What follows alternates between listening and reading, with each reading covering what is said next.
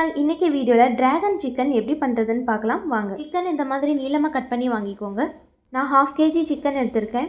Chicken marinate பண்ணுறதுக்காக 1 spoon cornflour மாவு, 2 spoon மைதா மாவு, 1 ஸ்பூன் பெப்பர் பவுடர், தேவையான அளவு உப்பு சேர்த்து நல்லா மிக்ஸ் பண்ணிக்கோங்க.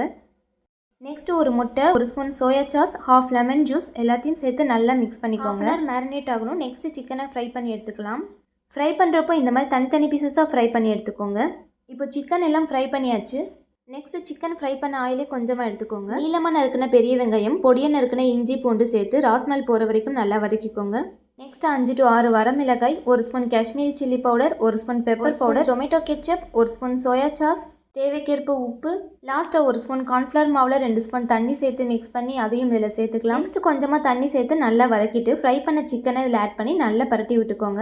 நெக்ஸ்ட் கேப்சிகம் சேர்த்து நல்லா வதக்கிக்கோங்க. லாஸ்ட்டாக 2 ஸ்பூன் வெள்ளை எள்ளு சேர்த்து மிக்ஸ் பண்ணி சர்வ் பண்ணுங்கள்.